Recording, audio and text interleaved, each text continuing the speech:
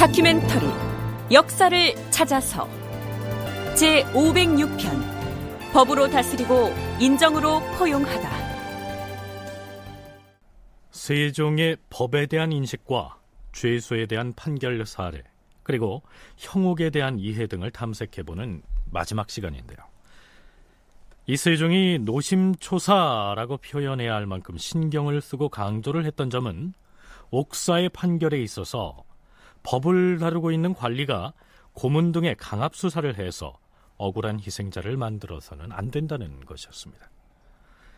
세종은 1431년 6월에 그동안 잘못된 판결로 죄 없는 사람을 죽게 하거나 옥살이를 하게 했던 사례들을 열거하고 나서 마지막엔 이렇게 덧붙입니다.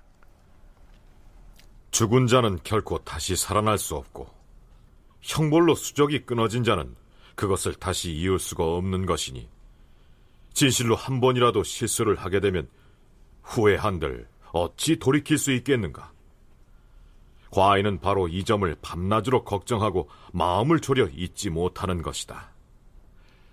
이제부터 임금인 나를 대신해 법을 맡은 내외의 관리들은 잘못된 판결로 오점을 남겼던 옛일을 거울로 삼아서 정밀하게, 명백하게, 공평하게 옥사를 처리해야 할 것이다. 죄수가 쉽게 자복하는 것을 기뻐하지 말고 옥사가 빨리 이루어지길 강요하지도 말며 여러 방면으로 힐문을 하고 제차, 3차 면접을 해서 죽는 자로 하여금 구천에서 원한을 품지 않게 하고 산자로 하여금 마음속에 한탄을 품음이 없게 하라. 너희 형조의 관리들은 과인의 이 지극한 뜻을 내외에 널리 알리도록 하라. 그러나 세종이 아무리 공정한 판결을 강조한다고 해도 실제 법을 다루고 있는 관리들이 고문 등의 강압수사를 하는 관행을 떨치지 못해서 억울함을 호소하는 죄수들이 적지 않았던 모양입니다. 죄수들이 나는 잘못해가지고 벌을 받는다. 그것을 감옥에서 느끼고 거기서 어떤 자기 어떤 그 교정을 해야 되는데, 그래서 뭐 감옥을 교정소라고도 얘기를 하는데, 교정을 하지 않고 나는 억울하게 들어와가지고 여기서 병에 걸려가지고 죽게 된다.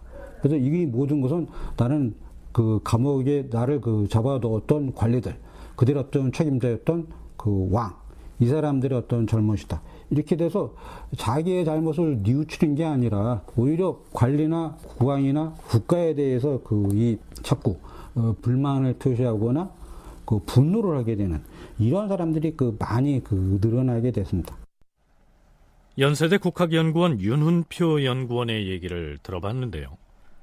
판결이 잘못돼서 억울한 옥살이를 하는 경우야 물론 큰 문제가 되겠지만, 판결이 공정했다 손쳐도 옥에서 죗값을 치르는 중에 사망하거나 병에 걸리는 사례가 많아서 세종에게 걱정거리를 안겨주었던 모양입니다. 세종 19년 1월. 전하, 신 형조 판서이옵니다. 들라.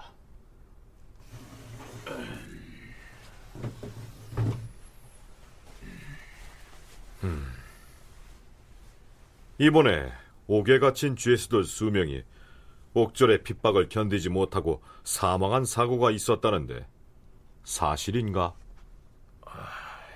아래옵기 황송하오나 신이 조사한 결과 옥졸의 핍박으로 죽은 죄수는 한 명이 없고 나머지는 병에 걸려 죽은 것이옵니다. 옥이라는 곳은 본래 악한 것을 징계하자는 곳이지 사람을 죽게 만드는 곳이 아니지 않은가? 옥을 맡은 관리가 마음을 써서 규찰하지 아니한 까닭에 죄수들이 병에 걸리고 혹은 얼어 죽고 굶주려 죽는 일이 일어나는 것이다. 지난달에 옥사한 죄수는 그 연유가 무엇이었는가? 그것이 옥졸의 핍박과 고문으로 인해 앞으로는 서울 안의 감옥에 갇힌 옥수로서 죽은 자가 발생하거든 죄의 경중을 분별할 것 없이 모두 다 사유를 갖추어서 과인에게 아뢰도록 하라. 분부대로 시행하겠사옵니다, 전하. 서울 말고 외방의 경우는 감옥의 사정이 더욱 열악할 것이 아닌가? 어찌하여 외방의 죄수들이 옥살이 도중에 사망한 사고는 아뢰지 아니한 것인가? 외방의 옥에서 사망사고가 나는 경우 형조에만 보고하게 되어 있었던 탓으로 전하께 계달하지 아니하였사옵니다. 외방의 죄수는 과인의 백성이 아니라는 말인가? 금후로는 외방의 옥수로서 옥살이 도중에 치사한 자의 경우 또한 경중을 불문하고 당사자의 죄명과 처음 옥에 가둔 월일과 병에 걸린 일시와 치료에 사용한 약과 병의 증세와 혹은 옥절이 죄수를 매질한 횟수와 죽은 일시를 모두 상세히 갖추어 기록한 다음 형조에 임은하고 또한 과인에게도 아뢰도록 하라. 어명대로 거행하겠사옵니다, 주상 전하. 네, 지난 시간 말미에 잠깐 언급했었지만 이 시기에는 죄수가 옥살이 도중에 사망하는 사고가 빈번하게 일어나는데요. 가장 큰 원인은 불량한 위생이 주 원인이었습니다. 가령 한양에서 도성을 수축하는 공사를 하는 경우에 전국에서 장정들을 징발해서 노역을 시키는데요. 돌림병이 한번 돌았다 하면 사망자가 집단으로 발생하는 경우가 아주 다반사였습니다. 감옥의 경우도 마찬가지였겠죠. 특히 한양보다는 외방, 즉 지방 감옥의 사정이 열악했는데요. 그래서 감옥으로 쓰는 건물에 설비 기준이 마련됩니다. 세종 21년 2월 2일 의정부에서 형조의 첩정을 받아 서울과 지방의 감옥 설비에 대하여 아뢰었다. 전하, 무릇 중외의 옥은 우선 바닥에 높은 데를 쌓고 서늘한 옥 3칸을 그 위에 짓되 문과 벽은 모두 두꺼운 판자를 사용하고 바깥쪽의 벽에는 틈과 구멍을 내서 바람 기운이 잘 통하게 하시옵소서. 또한 남자의 옥 4칸과 여자의 옥 2칸을 지어서 각기 경범죄인과 중죄인을 분간에 가두게 하시되 모두 판자를 깔고 처마 밖에는 내면으로 차양을 만들어서 죄수들로 하여금 더운 때에는 형편에 따라 앉거나 눕게 하시옵고 밤이면 도로 옥으로 들여보내서 자물쇠를 채우게 하시옵소서.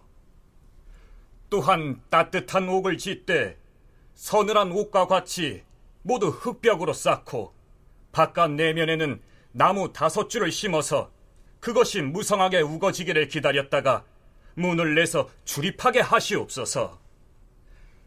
이 도명과 설계를 각도에 반포해 관찰사로 하여금 도면에 따라서 감옥 설비를 축조하게 하시옵소서. 조선 최초로 죄수를 가두는 감옥의 표준 설계도가 만들어진 것입니다. 그렇다면 형조에서 알아서 이러한 대책을 건의했을까요? 아니었습니다. 세종의 특별 지시에 의한 것이었죠. 그 기사 뒤에는 이러한 내용이 첨부되어 있습니다. 당초에 임금은 서울과 외방의 죄수들이 형벌 맡은 관리들의 구호 잘못으로 인하여 죽게 될까 염려하시어 의정부에 하교하여 옥을 짓고 죄수를 구휼하는 방책을 의논하게 하였는데 드디어 의정부에서 의안을 꾸며 아뢰었던 것이다. 임금이 그 설계대로 옥을 짓게 하시고 이날이 와서 이러한 법령을 세웠던 것이다. 감옥이라고 하는 것이 죄 지은 사람들이 벌을 정당하게 받고 회개하고 누구치는 공간이 되지 않고 국가에 대한 불만, 불평을 갖다가 크게 하는 이러한 어떤 장소로 전락된다면 법을 아무리 만들고 관리들이 아무리 훌륭해도 궁극적으로 결과적으로 본다면 큰 어떤 악영향을 끼치게 되는 것이다. 그래서 그 죄수들이 죄로 죽지 않고 관리 잘못해가지고 병이나 기타 여러 가지 어떤 그 간수들의 실수로 죽어나가고 고통당하는 그런 일이 벌어지지 않도록 철저하게 관리할 것을 이제 지시했던 것이죠. 조선시대에는 사형에 해당하는 죄를 지었을 경우에 그 판결은 국왕만이 할 수 있었는데요. 그렇다면 세종은 다른 임금과 비교해서 엄격한 판결을 했을까요? 관대한 판결을 했을까요? 세종의 법관념과 옥사 판결 연구라는 논문을 쓴 박현무는 해당 논문에서 세종과 정조를 비교해서 이렇게 기술하고 있습니다. 세종실록에 기록된 사죄 판결, 즉 사형에 처할 수 있는 죄인에 대한 판결은 536건인데 이는 세종 제위 32년 동안에 발생한 것으로서 조선 후기 정조 시대의 연평균 93건에 비하면 훨씬 적은 수치이다. 그런데 세종이 감형 판결을 내린 경우는 71건으로 13%에 불과하다. 조선 후기의 정조가 사형 언도를 매우 드물게 내리고 대부분 관대한 판결을 내린 것과 대조를 이룬다. 정조는 사형에 해당하는 전체 범죄인 중에서 3.2%에게만 최종적으로 사형을 선고하였고 나머지는 감형하거나 석방하였다. 정조의 관대한 판결은 그의 탕평책에 따른 것이었다. 당쟁의 와중에서 사죄에 걸린 정치인들에 대하여 정조가 관대한 판결을 내린 것이다. 그러나 세종은 건국한 지 얼마 안 되는 수성기의 군주였기 때문에 나라에서 엄히 금하는 것을 백성에게 분명히 알려주되 그것을 넘어섰을 경우 어김없이 처형함으로써 국가의 기강을 세우려 하였다. 그러나 이렇듯 비교적 판결에 엄격했던 세종 역시 노비 등의 하층민들에게는 엄중한 판결을 하면서도 양반이나 종실 등에 대해서는 상대적으로 가벼운 처벌을 한 것으로 나타납니다. 신분제 사회의 정점에는 왕족이 있고 그다음에 양반, 양민, 천민 순으로 위치했는데 이것이 이제 근간입니다. 조선 사회를 유지하는 어떤 근간이고 그거를 지키는 게 그 법 체계입니다. 그래서 세종은 그 기본에 매우 충실했는데 문제는 이것이 제대로 유지되려면 철저하게 신분제에 근거해서 판결하되 그 과정에서 공정함과 공평함은 그대로 실현이 돼야 됩니다. 왕족이기 때문에 그 죄에 비해서 처벌을 조금 받게 되지만 그렇다고 하더라도 그 죄를 지었으면 벌을 받아야 된다라고 하는 그것만은 기본적으로 그대로 유지가 됩니다. 조선 사회가 상하 귀천의 신분 사회였기 때문에 천민과 양반에게 주어진 형벌을 산술적으로 비교해서 공평 혹은 불공평을 논해서는 안 된다. 이러한 얘기죠. 그런데 앞에서도 언급했듯이 감옥에 있는 힘없는 백성들이 억울한 일을 당하지 않게 하려고 세종이 부단한 노력을 기울였다는 사실은 여러 사례를 통해서 증명됩니다. 대표적으로 세종의 인의로운 판결 사례로 거론되는 사건 중에 하나를 소개하기로 하죠. 세종 15년 7월 19일 형조에서 황해도 곡산에 사는 양민 여자 양노의 살인죄를 법대로 처리할 것을 아뢰었다. 그 양노라는 여자가 대체 사람을 어떻게 죽였다고 하였는가? 예, 주상 전하. 곡산에 사는 양민 여자 양노는 주문을 외워서 사람을 죽인 것으로 밝혀졌사옵니다. 뭐라? 주문을 외워서 사람을 죽였다니 그것이 가능한 일인가? 본인이 주문으로 사람을 죽였노라고 이미 자복을 했사옵니다. 본인이 자복했기로 그것을 그대로 믿었다는 말인가? 신이 영노란 그 여자에게 실제로 그 술법을 닭과 개에게 실행시켜 보았사온데 그랬더니 닭과 개가 그 여자의 주문에 죽기라도 했다는 말인가? 아니옵니다. 주문을 외워도 닭도 개도 죽지 아니하기에 그 여자 죄수에게 까닭을 물었더니 내가 주문을 외워도 닭과 개가 죽지 아니하고 멀쩡하게 살아있는 것은 워낙 오랫동안 옥에 갇혀 있어 내 주문에 접해 있던 귀신이 떨어져 나가버려서 영험이 없어진 탓이요.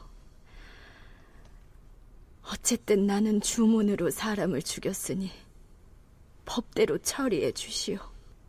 이렇게 대답했사옵니다. 좌부승지 정부는 들으라. 예, 전하. 하명하시옵소서. 예전에 유정현이 과인에게 말하기를 주문을 웬다는 일은 참으로 허망한 것이니 만약 이런 술법을 믿는다면 무고한 백성이 애매하게 죽는 자가 많을 것이므로 믿지 말기를 원한다고 하였다. 과인도 역시 그런 이치가 있을 수 없다고 생각했다. 이제 양노라는 여자의 사건을 다시 의금부에 송치할 것이니 그대가 가서 문초하여 그 결과를 과인에게 보고하라. 이렇게 해서 좌부승지 정분이 직접 그 여자 죄수를 찾아갔던 것이죠.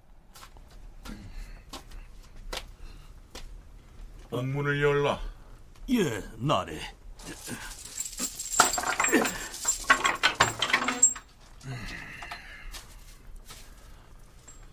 난 주상 전하의 명을 받아 너의 억울함을 풀어주려고 왔느니라. 네가 정말로 주문으로 사람을 죽였느냐? 그렇소. 주문으로 사람을 죽였소. 그렇다면 어디 그 주문을 한번 외워보거라.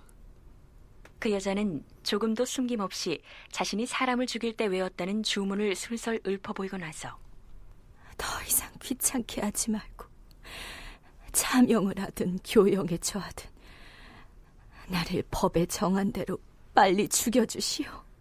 자꾸만 죽여달라고 재촉하였다. 그러나 정부는 취조를 계속하였다. 예전에 곡산 유후사와 형조에서 처음 널 취조했을 때엔 모든 사실을 부인하고 숨겼었는데 지금 와선 어찌 이리 쉽사리 자복을 하는 것이냐? 처음엔 어떻게든 죽기를 면해보려고 애써 변명을 했으나 이제는 죄를 덮을 수가 없게 되었기에 사실대로 자복을 하는 것이요. 양노는 2번, 3번 다져물어도 끝내 자신이 죽였다고 하였는데 그 말씨가 애처롭고 간절하였다. 옥에 갇혀있는 지가 10년이나 되었기에 보호하여 부양할 자가 없는지라 임금이 예빈씨에 명령하여 먹을 것과 입을 것을 주게 하고 정분을 다시 보내 추궁하게 하였으나 처음엔 대답이 전과 같았다. 그런데 자, 억울함을 풀 수 있는 마지막 기회다. 주상 전하께서 네가 여러 해 동안 갇혀서 매맞고 고통당하는 것을 불쌍하고 딱하게 여기시어서 그 실상을 알고 싶어서 나를 보낸 것이다. 네가 과연 주문 외는 술법으로 사람을 죽였으면 사형을 받아도 마땅하겠으나 만약 매에 못 이겨서 거짓 자복을 했다면 진실로 가엾고 딱한 일이다. 그러니 이제 사실대로 말을 해보라. 나는 본래 주문 외는 일 따윈 알지도 못합니다. 그 사람이 죽은 것이 마침 내가 그에게 밥을 먹여주고 있던 때였는데 그 때문에 나를 의심하여서 강제로 형벌을 수없이 강하였고 기어코 견디지 못하고 자복을 하게 됐습니다. 날마다 고문을 하고 쉴 새 없이 매질을 해대니 결국 견딜 수가 없었습니다. 지금에 와서 사실대로 말에 올린다 해봤자 또 형장을 쓸 것이 뻔하니 내가 어떻게 견뎌내겠습니까? 어차피 죽기는 마찬가지입니다. 매질을 당하느니 차라리 일찍 죽는 것이 낫사옵니다. 빨리 나를 죽여주십시오. 양노가 그렇게 말하고 통곡을 하므로 정분이 돌아와서 임금께 아뢰니 임금이 듣고서 측은하게 여기었다. 지신사 안숭선이 아뢰었다. 전하, 이미 양노는 형장을 11차례나 얻어맞았사옵고 의군부에서도 15차례나 매질을 당하였사옵니다. 어찌 애매한 일에 그 같은 혹독한 형벌을 가할 수 있겠사옵니까? 옛사람이 말하기를 죄를 지었는지 의심스러우면 아무쪼록 가볍게 벌어야 한다 하였사오니 신등은 생각하기를 이제 그 여자의 죄를 그냥 덮어두고 논하지 않는 것이 가을 줄 아옵니다. 양노를 지집으로 돌려보내되 돌아가는 도중에 먹을 음식을 넉넉하게 주어 보내도록 하라. 성은이 망극하옵니다. 이렇게 해서 억울하게 옥살이를 하고 있던 여자 사형수 한 사람을 구명했던 것이죠. 세종 19년 11월 12일치 기사를 보면 세종이 사헌부 관리들에게 이렇게 말한 것으로 되어 있습니다. 법을 다루는 관리들이 죄인을 취조할 때 하나같이 억지로 국문을 한다는 사실을 과인도 잘 알고 있다. 원하는 대답을 다 토설하게 한 다음에야 고문을 그만두므로 죄를 억지로 얽어매는 일이 자주 일어난다. 그런 까닭에 과인은 죄인을 국문하여 작성한 이 문서들의 내용이 아무리 의심할 만한 것이 없다고 해도 조금씩 의심을 하게 되는 것이다. 과인의 이러한 뜻을 그대들은 본받도록 하라. 그러니까 세종은 형조 등 법을 다루는 관리들의 잘못된 관행을 훤히 꿰뚫어보고 있었던 것입니다. 자, 이번에는 조금 다른 각도에서 세종의 법관념을 살펴보도록 하겠습니다. 세종 9년 1월 3일에는 이러한 내용의 기사가 올라 있습니다. 임금이 이계를 가정순성군으로 책봉하고 노한을 한성부윤으로 임명하였다. 여기에서 이계라는 이 사람이 문제입니다. 이계는 다름 아닌 양녕대군의 맏아들이죠. 양녕은 태종에 의해서 세자 자리에서 폐위되고 대신 충녕이 세자로 책봉되면서 지금의 세종이 됐던 것인데요. 양녕대군이 한양에서 쫓겨나서 경기도 이천에 유치되어 있는 상황에서 그의 아들인 이계가 군으로 책봉됐다고 하는 것은 왕실의 왕자 서열에 합류했다는 얘기가 됩니다. 그러자 반대 상소가 빗발칩니다. 대선 최사강이 아래옵니다. 신등이 생각하건대 일이 커지기 전에 미리 막는 것은 나라를 보존하는 좋은 계책이고, 악을 징계하여 뒷사람을 경계하는 것은 정치를 하는 큰 원칙이오니, 이것은 진실로 고금의 군주가 마땅히 유념해야 할 바이옵니다. 양녕대군 이제가 누구이옵니까? 종사에 죄를 지어 밖으로 내쫓긴 사람이 아니옵니까? 그럼에도 마음을 고치지 아니하고 여러 번 국법을 범하였는데도 조상 전하께서는 우회의 정을 내세워서 작을 봉하시고 봉토까지 주어서 생업을 영위하게 하셨사오니 그 은혜가 지극히 후하였사옵니다. 거기 더하여 전하께서는 그 아들 이계도 사랑하시어서 순성군이라는 작을 내리시고 여러 왕자들의 반열에 나란히 오르게 하셨사옵니다. 신등은 생각하건대 아버지가 이미 밖으로 내쫓겼는데도 아들은 서울에 있으면서 임금의 대궐에 출입을 하게 된다면 여러 사람의 마음에 합치하지 않사옵니다.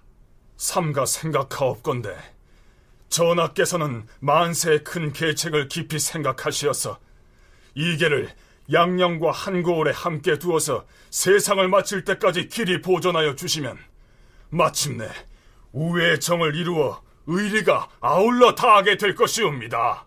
전하, 어찌 그 아버지가 군복께 죄를 얻어 밖에 내쫓겼는데도 그 아들만은 종친에 참여하고 궁궐에 출입하면서 조정의 창피스러운 얼굴을 내밀도록 하시옵니까?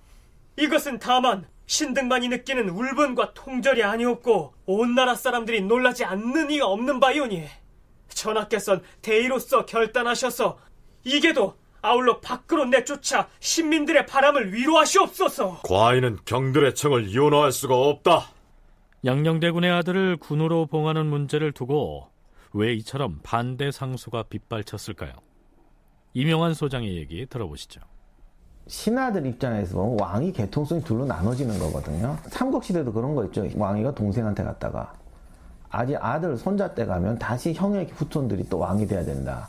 그 신라도 김춘추 선덕여왕이 그런 거 아닙니까? 지정왕의 후손들이 이렇게 갈라지고 하는 건데, 그런 것 때문에 국가가 혼란이 될 수가 있으니까 한 계통으로 갔으면 한 계통 완전히 끝내야 된다라는 얘기예요, 사실은. 그래서 아들을 다시 군으로 주면 왕족으로서의 계통이 이어지니까 나중에 문제가 된다는 거죠. 그냥 서인으로 둬야 된다. 그러면 세종대왕 계통으로 단일화가 되는데, 폐위가 돼서 도성에서 쫓겨난 양녕대군의 아들을 군으로 봉해서 왕실의 왕자 반열에 올려놓는다면 자칫 뒷날에 왕실의 계통이 혼란해질 수가 있으니까 임금에게 충성을 바쳐야 할 신하들로서는 당연한 반발이었다 할 수 있겠죠. 그렇다면 세종은 어떤 논리로 신하들의 반대 상소에 대응했을까요?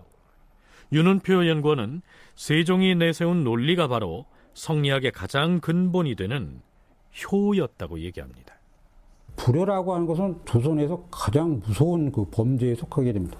강상죄라고 하는데요. 강상죄에 해당하는 크나큰 불효였다라고 한다면 그건 양룡뿐만 아니라 그 자손에게도 대대적으로 물어가서 연좌의 어떤 그 범주 안에 포함시켜가지고 아무도 용서받을 수 없는 그런 어떤 그것에 해당되고 거기에 마땅한 처벌을 받아야 되는데, 문제는 양녕대군이 범했다라고 하는 것이 세종이 보았을 때는 그 정도의 커다란 불효는 아니었다라고 하는 거죠. 왜냐하면 최종 이방원이 보았을 때 그냥 양녕대군을 세자 자리에서 자그마한 잘못으로 자격이 없다고 몰아낸 것이지.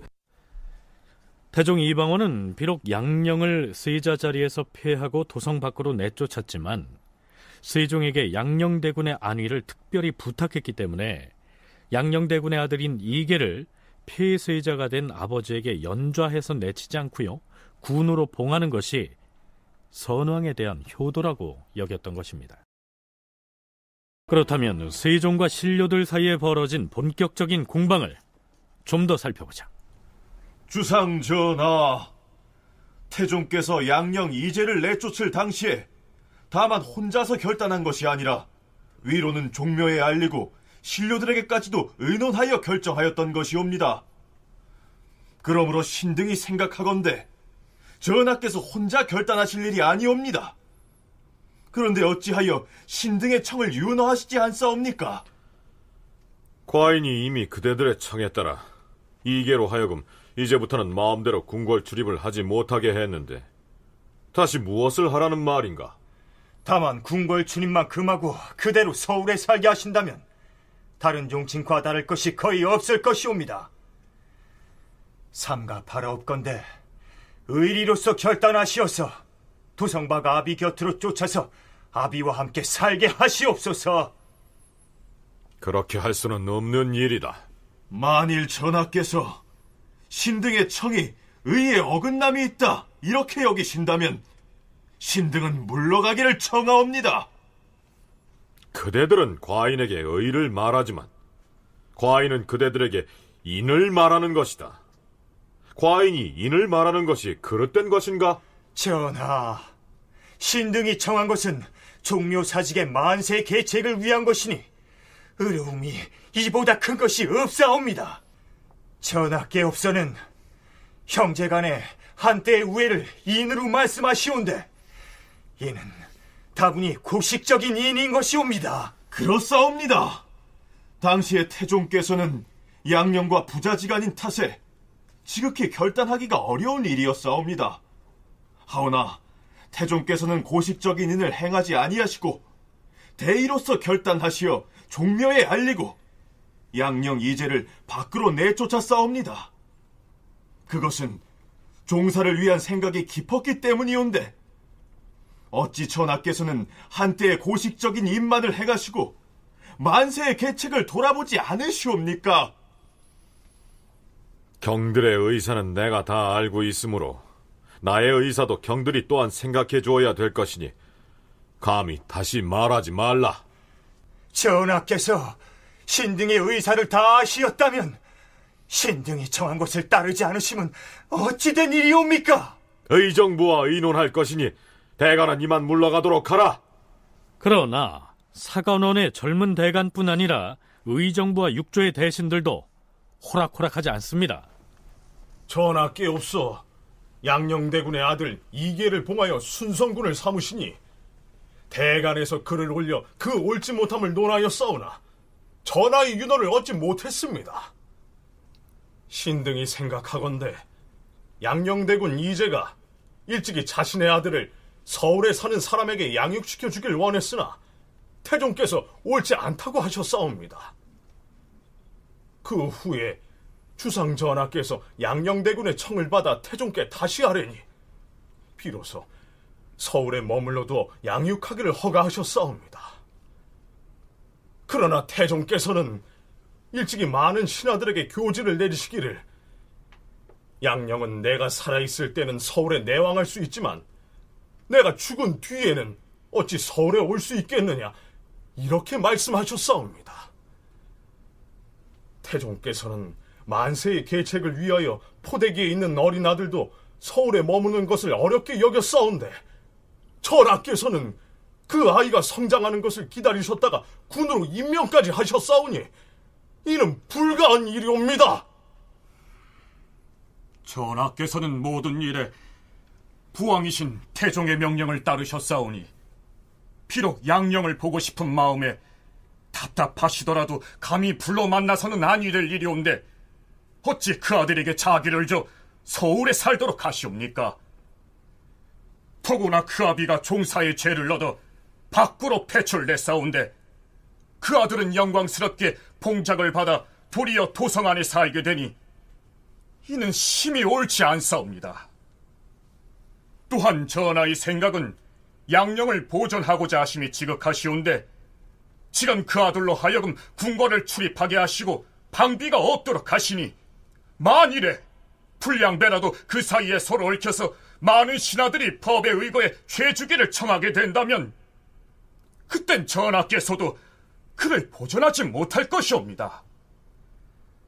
이것은 마침내 그를 해치게 되는 것이 되오니 신등은 엎드려 바라옵건대 태종의 명령을 우러러 받드시어서 이계에게 내린 작첩을 회수하시옵고 그를 외방에 나가 살게 하시옵소서. 날이 이미 저물었어. 하루 종일 같은 말을 할 일도 아닌데 어찌 이와 같이 조급히 서두르시오. 물러들 가시오. 박흥규와 방상근이 함께 쓴 논문 세종조의 도덕과 법에서 저자는 이 대목을 이렇게 분석하고 있습니다. 이제까지 세종은 양녕대군의 처리 문제에 있어서 태종의 유훈과 조종의 성원을 내세우는 신하들의 주장에 대해서 어지린자의 인을 내세워왔으나 그것은 고식적인 인이거나 사사로운 은혜 혹은 사사로운 정에 불과한 것이란 신하들의 비판을 받아왔다. 그러나 여기서 세종은 양녕에 대한 자신의 우애가 부왕인 태종의 뜻과 모순하지 않음을 주장한다. 세종은 종묘사직의 대계를 강조한 태종의 유훈을 부인하진 않으면서도 양녕은 한때의 광폐함으로 내쳐졌을 뿐 그를 영원히 서울에서 살 수 없게 하려는 뜻은 아니었다고 태종의 유훈을 재해석함으로써 효, 즉 성헌과 지, 즉 인정을 양립시켰던 것이다. 만약 양령이 극도의 어떤 불효죄에 해당돼가지고 강상죄를 범해서 연좌제를 적용시킬 만한 그런 죄를 범했다라고 한다면 세종 입장에서 그의 아들을 군으로 임명할 수는 없는 것이고요.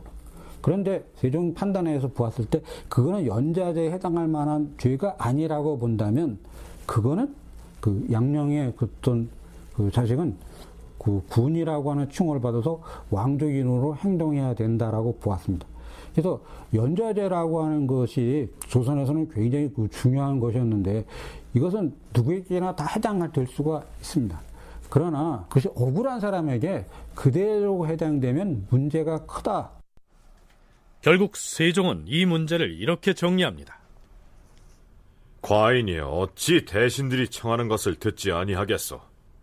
선왕께서 생전에 조말생 등에게 명하시기를 양령이 광폐함을 끝내 고치지 아니하거든 사약을 내리는 것도 가하다고 하셨으니 이것은 선왕의 유훈임이 분명하지만 내가 죽은 후에도 서울에 오지 못하게 하라고 하신 것은 우연히 나온 말씀이니 유훈이라 할 수는 없어. 그러기에 태종께서도 생전에 양령의 광폐함이 전날과 같지 아니함을 보시고는 간혹 서울로 불러다 만나기도 하고 혹 데리고 강문을 하시기도 하여 나로 하여금 조석으로 볼 수 있게 하셨던 것이요. 더구나 근래에는 양령이 옳지 못한 행동을 하지 않으니 만일 선왕께서 생전에 계신다면 어찌 나로 하여금 서로 보지 못하게 하셨겠소. 내가 근자에 오랫동안 양령을 만나지 못하였으니 형제의 정리에 어찌 서로 생각나지 않겠습니까? 그러나 비록 내가 그를 불러다 본다 할지라도 반드시 먼저 경들에게 알릴 것이요. 이제 다시 더 할 말이 없으니 이만 멈추시오. 세종은 아버지인 태종에 대한 형인 양녕대군과의 우애, 거기다가 종묘사직을 위한 대계 등 복잡하게 얽힌 이 사안을 의에만 얽매이지 않고 어진정치, 즉 인정으로 풀어낸 것이죠. 세종의 법에 대한 관념을 파악할 수 있는 또 다른 사례로 강무를 둘러싼 논쟁을 들 수 있을 것입니다. 세종은 강무 시행을 앞두고 신료들과 자주 의견 대립을 보입니다. 세종 8년 1월 16일 사간원에서 봄철의 강무를 정지할 것을 청하였다. 좌사간 허성 등이 상언하였다. 전하, 신등은 전일에 경기도에 흉년이 들었으므로 금년 봄에 강무를 정지할 것을 청하였사옵니다. 강무란 것은 궁극의 중대한 일이온즉 이를 아예 폐지할 수는 없사오나 백성을 구제하는 것이 어진 정치에서는 선행돼야 할 일이옵니다. 연전에 한재가 극심하여 농사가 제대로 되지 못한 데다 경기도의 경우는 피해가 더욱 심하였사옵니다. 경기감사의 보고에 의하면 농사에 실패하여 굶주린 백성들을 봄철부터 구제하느라 여념이 없으며 그 때문에 말의 먹이로 바치는 마초도 감당할 도리가 없어 다른 도에 옮겨주기를 요청하였사옵니다. 또한 강원도는 약간 풍년이 들었다고는 하나 기해년 이후로 농사를 실패하고 떠돌아다니는 백성들이 아직도 완전히 고향 땅에 모여들지 못했사오니 이 시기야말로 그들을 위로해서 안정된 생활을 가지도록 할 때이지 그들을 강무를 위한 근로에 동원시킬 때가 아니옵니다. 더군다나 강무가 1년에 2차례씩이나 있으니 흉년일 경우 한 차례는 정지한다고 해서 군사적 준비에 무슨 차질이 있겠사옵니까?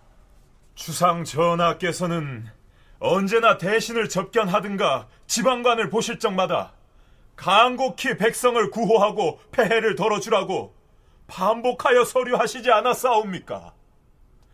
하온데 그들을 구제해야만 될 이런 시기를 당하여 하필 그들을 괴롭히는 일을 꼭 실시하려고 하시옵니까?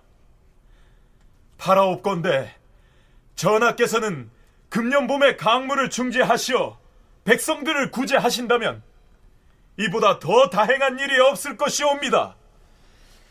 자, 우리가 생각하고 있는 어진임금 세종은 백성을 사랑하는 마음이 두터운 인자한 군주여서 이럴 경우에 백성들의 고통을 헤아려서 마땅히 강무를 정지할 것으로 짐작되지 않습니까? 강무란 사냥 형태의 군사훈련이죠. 자, 앞에 보이는 저 벌판에서 수경을 할 것이다. 서둘러 군망을 치도록 하라. 예!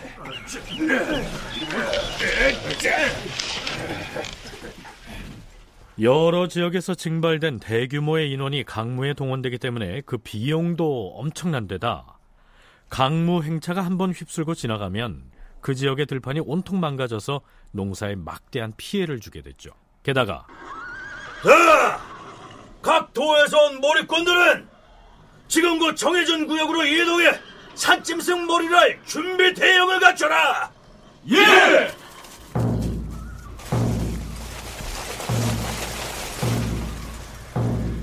기병들은 두 패로 나뉘어서 좌우 능선을 따라 사슴과 노루를 아래쪽으로 몰아오라!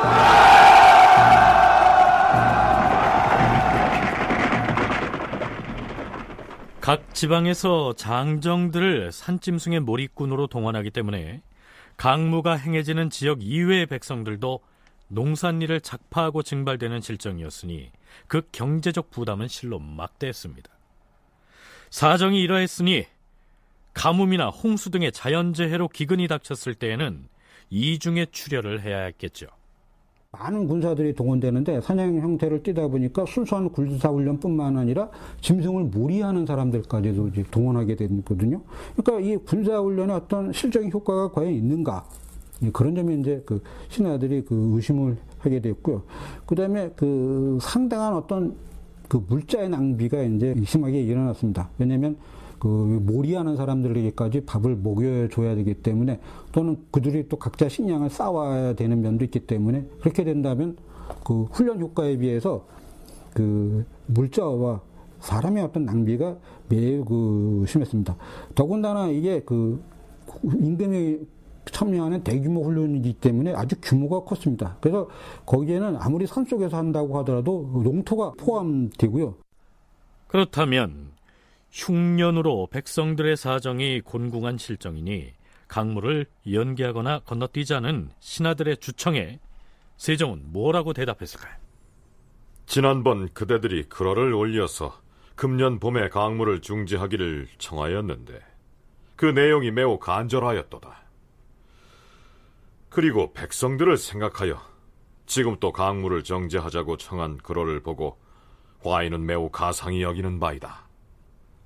그러나 강물은 국가의 중요한 행사이므로 폐지할 수는 없는 것이다.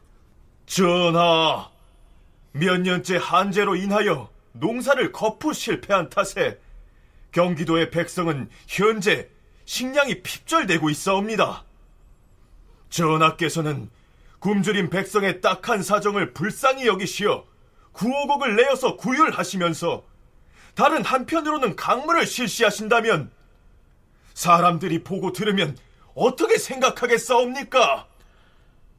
강물을 실시함에 있어서 과인이 그 폐해가 미치는 것을 모르는 바가 아니다. 그러나 만일 폐해만을 생각한다면 풍년이 들었을 때라 한들 어찌 백성에게 폐해가 없겠는가? 더구나 이것은 선왕 때부터 이뤄놓은 법이므로 더욱 폐지할 수가 없는 것이다. 강물은 예정대로 준비하라. 자, 세종의 이러한 자세가 다소 놀랍지 않습니까? 이명환 소장과 윤훈표 연구원의 얘기를 차례로 들어보시죠. 군대가 전투를 하려면 반드시 기동훈련을 해야 됩니다. 그런데 강물을 안 하면 군대가 경찰밖에 안 되는 거예요. 그래서 국방적 입장에서 보면 강물을 반드시 해야 됩니다. 그런데 이제 뭐 백성이 힘들다, 피해를 본다, 이제 이런 얘기 하는데, 이거 요즘 현대적으로 바꾸면 국가가 돈이 많아서 군사비도 충분히 지출하고 복지 비용도 충분히 지출한다 그러면 문제가 안 돼요. 근데 국가 예산이 제한돼 있다 이겁니다. 그러니까 복지비를 지출하려는데 대상의 절반밖에 안 되겠다는 거예요. 그럴 때 만약에 군사비를 지출을 중단하고 이걸 전부 복지비로 돌리자. 이건 좀 과한 얘기지만, 아니면 군대 기동훈련을 중지하고 그 비용을 복지비용으로 돌리자. 이게 어느 게 옳은 거냐. 이 선택의 문제인데, 문제는 이게 경제 육전부터 봄, 가을에 실시돼야 된다고 규정되어 있다는 점입니다. 따라서 국왕이 법 규정대로 하지 않고 흐지부지하게 되고 안 하게 되면, 그러면 다른 사람들에게도 법규에 따라라, 이렇게 명령할 수가 있겠는가. 즉 공정함과 공평함에 있어서 국왕이 법을 지키지 않는데 그러면 누가 그러면 그 법을 지키려고 노력하겠는가. 그 다음에 또 군사훈련이라고 하는 이 중요한 걸 갖다가 소홀히 할 수 없는 점도 매우 중시했고요. 그래서 세종 입장에서는 나중에 절충을 해가지고 규모를 좀 줄이자. 규모를 또 줄이게 되면 이게 군대가 아주 소규모만 그 훈련을 하면 또 무슨 의미가 있겠습니까? 양녕대군과 그의 아들을 군으로 봉하는 문제에 있어서는 신하들이 법에 규정된 대로, 즉 성헌대로 처리하자고 주장하자 세종은 어질 인자의 인정을 내세웠는데요. 이번엔 신하들이 흉년으로 고통을 당하고 있는 백성들에게 인정을 베풀어야 한다 이렇게 주장하자 거꾸로 예로부터 정해진 성헌대로 강물을 진행해야 한다 이렇게 단호하게 말합니다. 그러나 그것이 다가 아니었습니다. 세종 18년에는 가을철의 강물을 앞두고 이러한 결정을 내립니다. 금년은 하삼도와 서울 이남의 경기도 각 거울이 모두 흉년이 너무 심하여서 과인이 이를 심히 두려워하여 잠정적으로 금년 가을의 강물을 정지하고자 한다. 명년 봄의 강무도 또한 정지시켜서 백성들의 힘을 휴식시키고자 하였는데, 지난번에 병주에서 청하기를 흉년이 들었다 하여 큰일을 2번이나 폐지할 수는 없으니 명년 봄에는 행하지 않을 수 없습니다. 이렇게 말하였다.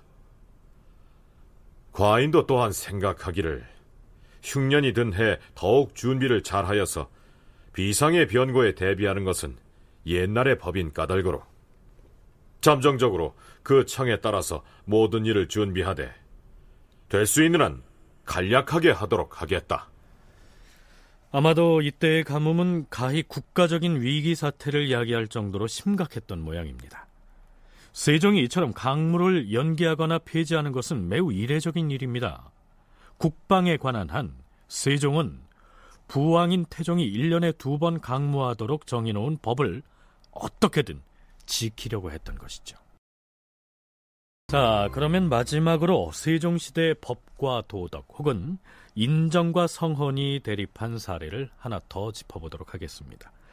바로 불사를 둘러싼 논란인데요. 세종 17년 5월 12일에 세종이 여러 승지들 앞에서 불쑥 이렇게 말합니다. 흥천사의 사리각이 오래돼서 한쪽으로 기울고 위태하다 하므로 이것을 수리하여 바로잡으려고 한다. 목공에게 물었더니 하는 말이 고치더라도 다시 위태해진다고 하였다. 과인이 생각컨대 선조께서 창건하신 절을 갑자기 헐 수는 없고, 또한 수리를 하여도 다시 기운다면 아예 3층을 헐어서 그 제목을 가지고 단층으로 고쳐 세우고 석탑은 따로 그 뜰에다 세우려고 한다. 그러니 과인의 이 뜻을 알고 준비하라. 전하. 실록에는 세종이 갑자기 흥천사 중수 계획을 밝히자 승지들이 모두 얼떨결에 예했다 이렇게 적고 있습니다. 세종의 이러한 발언은 두 가지 측면에서 문제가 될 만했는데요. 우선 이 시기에 조선 국왕이 공공연히 불사를 하겠다고 천명했다는 점입니다. 조선은 개국 때부터 유학을 통치 이념으로 삼고 불교를 배척했다는 사실이야 익히 널리 알려진 사실인데요. 세종 17년이면 배불숭유의 이 인식이 조선 사회를 지배하고 있던 때였습니다. 조선 전기 척벌로는 불교 자체가 아예 말살되고 없어져야 된다, 종교 기능까지 상실돼야 된다, 이건 아니고 불교가 해오는 어떤 사회적 국가적 기능, 이거를 국가가 다 환수해야 된다. 그리고 이제 불교는 종교 기능만 해야 된다. 또 하나는 이제 그와 동시에 승려들에게 주어진 특권, 뭐 면역 이게 없어야 된다. 그러니까 승도들도 다 국가 관리 체제가 100% 있어야 된다. 요게 이제 정론이라고 보여져요. 그런데 이제 문제는 왕실이 승려를 관리를 믿거나 특별하게 사찰을 주면 당연히 그 사찰에 특권이 생기죠. 그래서 국왕이 사찰의 불사를 진행하겠노라고 나섰을 때는 신료들의 반대를 어느 정도는 예상했을 텐데요. 문제는 세종이 불사를 하겠다고 나선 흥천사라는 사찰이 어떤 절이냐 하는 데 있었습니다. 문제는 이 흥천사라는 절이 갖고 있는 의미가 아주 대단히 중요한데요. 이거는 그 태조 이성계가 계비했던 신덕왕후 강씨의 명복을 빌고 정릉을 보호하기 위해서 창건한 겁니다. 따라서 세종으로서는 할아버지가 만들고 또 아버지 태종도 자기 아버지인 어떤 태조 이성계가 만들었기 때문에 이거를 함부로 훼손시킬 수는 없었습니다. 그래서 그냥 최소한의 어떤 유지는 시켜 두었던 것이죠. 그래서 이걸 갖다가 훼손하기가 대단히 곤란했다. 그런 어떤 입장에 있었던 것입니다. 신덕왕후 강씨는 태조 이성계 두 번째 부인인데요. 태종에게는 계모가 되고 태종이 왕자의 난을 일으켜서 죽였던 방석의 어머니였습니다. 하지만 효성이 지극했던 세종은 조부인 태조가 창건한 사찰이었기 때문에 훼손된 상태로 방치할 수가 없어서 수리를 하고자 했던 것이죠. 당연히 신하들의 반대가 뒤따릅니다. 흥천사의 사리각을 중수하려는데 어떻게 하면 배단이 없겠는가? 내가 그 사찰을 중수하려는 것은 부처를 숭상하는 것이 아니라 다만 조정께서 중하게 여기던 것을 차마 갑자기 헐어버릴 수 없기 때문에 추진하는 것이다. 또한 이 일을 사찰의 승려들을 시켜서 할 것이며 효령대군으로 하여금 이 일을 주관하게 할 것이다. 자, 세종 역시 자신이 흥천사의 사찰을 중수하는 것은 그 사찰을 조부가 창건했기 때문에 효도 차원에서 추진하는 불사임을 조심스럽게 밝히고 이를 조용히 추진하려고 했던 것이죠. 그런데 흥천사 중수에 관한 교서와 권문을 지어서 내리려고 하자 승정원의 승제들이 반대를 하고 나섭니다. 전하, 도승지 신인손이 아뢰옵니다. 전조인 고려 마렵에 이단이 서행하고 우리 유학의 도가 어두워졌었는데 우리 태조께서 등극하신 이래로 이단을 배척하고 공자를 높이어서 예학과 문물이 중화와 같게 됐사오니 후세 사람들이 반드시 전하를 본받을 것이옵니다. 하운데 지금 만일 권문을 짓게 하고 교서를 내리시오면 저 이단의 승도들이 뭐라 하겠사옵니까? 우리의 불도가 다시 일어난다고 하여 마음대로 속이고 유혹하여 백성의 재산을 점탈할 것이 아니옵니까? 불교가 이제 그 배불 어떤 정책에 의해서 더 이상 이제 국가의 주도 이념으로 기능해서는 안 된다는 점을 아주 분명히 하고자 했습니다. 이 태조가 창건했다고 하더라도 나라 운영에 잘못된 것이 있으면 반드시 개정해야 한다. 그래서 상징적으로 이제 보여주려고 했던 거죠. 불교를 배척하는 것이 조선의 어떤 국가 이념이라고 한다면 태조가 창건한 것을 혁파함으로써 그 의미를 확실하게 각인시켜 줘야 된다. 이렇게 보았습니다. 그러니까 불교의 배척의 어떤 상징으로서 그 태조가 창건한 흥천사를 혁파를 하다. 그래서 만약 그것이 이루어지면 나머지 것을 없애는 데는 아주 손쉬운 부분이죠. 태조가 만든 것도 회초를 하는데 나머지 어떤 사람이 만든 것을 갖다가 용납할 수가 있겠습니다. 그래서 신하들의 입장에서 본다면 이거는 굉장히 중요한 문제였습니다. 신료들이 백성이 곤궁한 실정에 불사를 일으켜서 백성의 재물을 사찰에 낭비하는 것은 백성을 사랑하는 정치, 즉 인정에 어긋난다. 이렇게 반대를 계속했지만 세종은 불교를 믿는 승도도 나의 백성인 바에 그 중에 굶주리는 사람이 있다면 어찌 모른 척 하겠느냐. 이렇게 대꾸함으로써 미 불사가 어진 정치에 모순되지 않는다고 반박합니다. 즉 세종은 인정과 법, 즉 어진 정치와 성헌이 충돌할 경우에 그 대립을 지혜롭게 해소할 줄 아는 임금이었던 것입니다.